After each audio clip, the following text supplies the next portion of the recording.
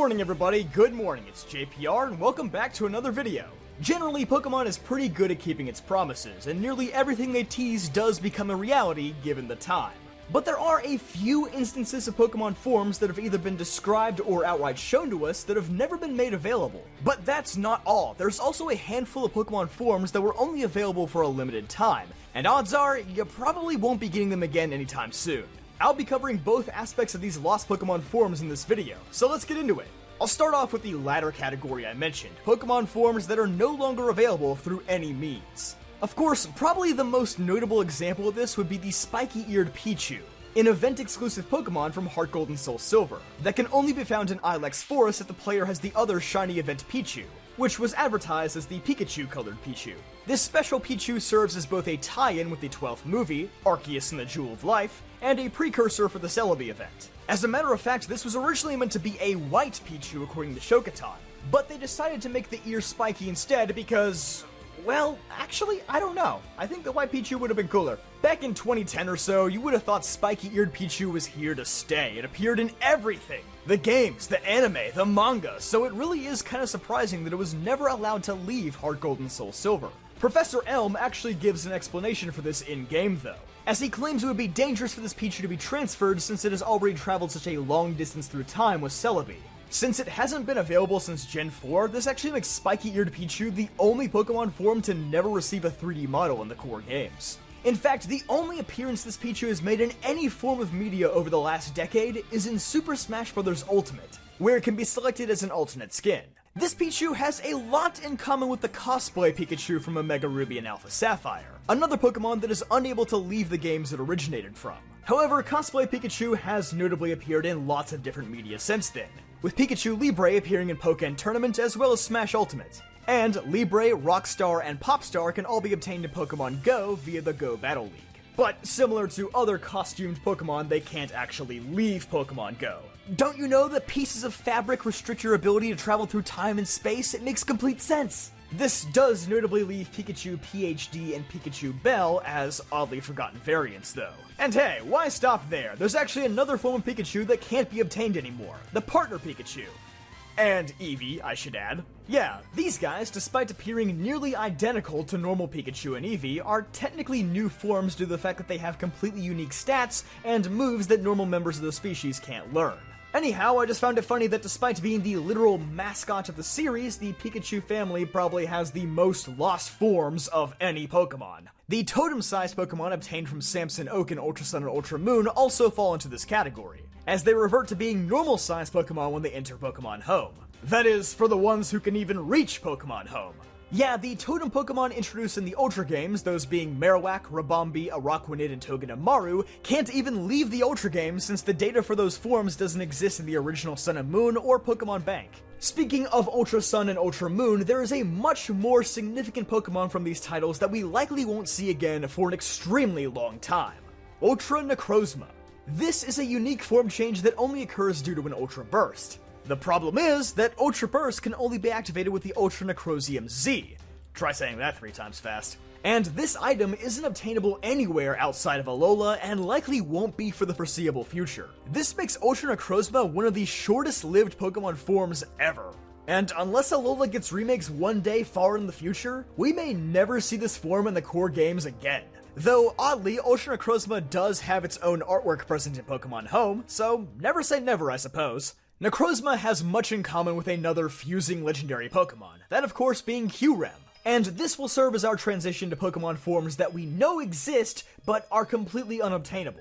You probably know where this is going. We know from Unova's lore that the original dragon did exist when Zekrom and Reshiram were once one and the same. I would call this Kyurem's true form, but I guess that isn't technically accurate, as Kyurem is described as being the husk rather than the original Pokemon itself. This certainly has to be one of the biggest mysteries in modern Pokemon history, an incredibly powerful legendary Pokemon whose existence was confirmed, but was never actually shown to us. I'm still holding out hope for a Legends game set in the ancient Unova region though. I think there is a good possibility that we will see the original dragon.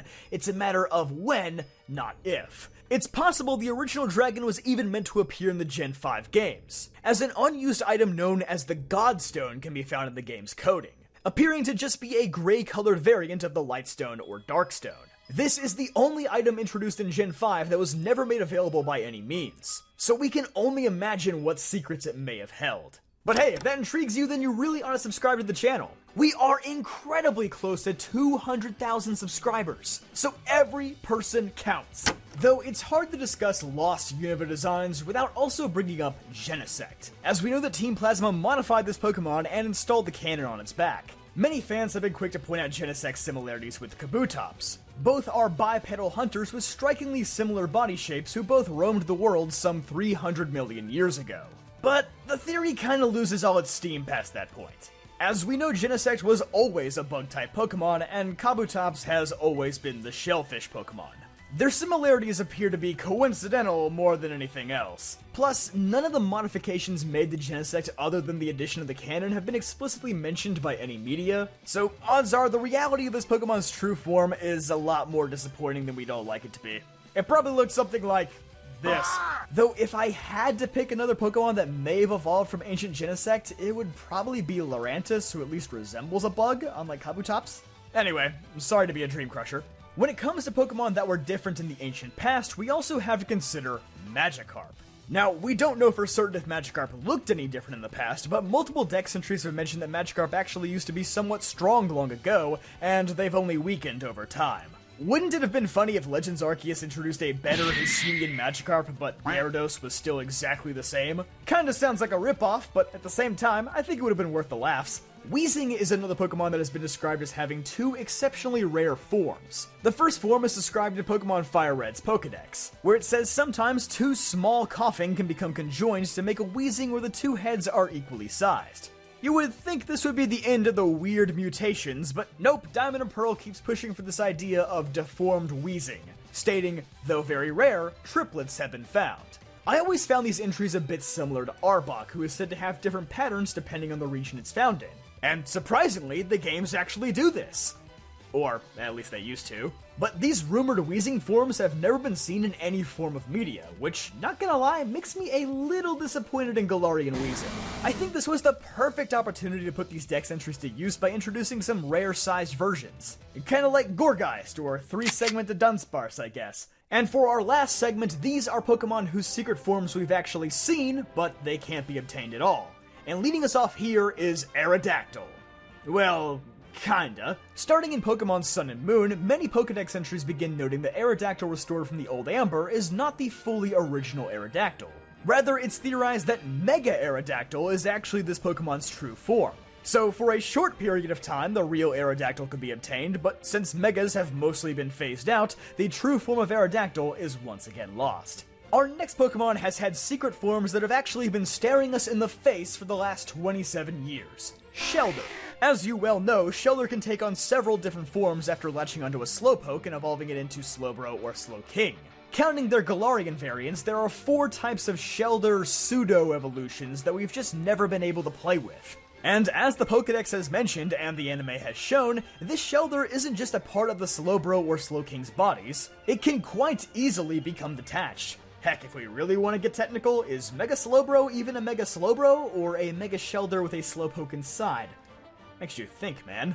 The next Pokemon's true form cannot be seen in any core series material, but it is present in a spin-off game. If your guess was Applin, then, well, you definitely cheated. How do you know that? Yes, although the majority of Applin's body is usually concealed by its apple, in New Pokemon Snap there is an incredibly brief moment where you can capture a photo of Applin's whole body after it has just been knocked out of its shell. Honestly, and I don't know, this might just be me, but I think it's kinda cute. But I can't say the same for our next Pokemon, Mimikyu. Now, Mimikyu's true form has been teased by the game since its introduction in Gen 7, supposedly being this ominous creature that brings death upon anyone who lays eyes on it, including our friend Meowth from the anime, who saw a cloakless Mimikyu multiple times throughout the Sun and Moon anime. Although we never got a clear look at Mimikyu's body, it appears to be somewhat hazy, like a ghastly almost. Perhaps this gas is just another layer of protection for its true body, in case the Pikachu disguise wasn't enough. Not sure if we'll ever be allowed to see the real thing up close and personal, but it's neat that they at least toyed around with the idea. And for the last Pokemon of today's video, we have the Vanillix family. Veteran Pokemon fans should already know that this evolution line isn't actually made of ice cream. Rather, their true bodies are concealed by layers of snow that they've built up over time. And while the real forms of this Pokemon have never been seen in any game or anime episode, luckily their designer, James Turner, actually shared some of his artwork on Twitter of what these snowless forms of these Pokemon actually look like. This serves as a rare look into a secret Pokemon form that we probably would have never seen otherwise. But hey, if you learned something new today, definitely leave a like on this video and subscribe for more videos just like this one. Shout out to my awesome channel members, and I'll see you guys next time.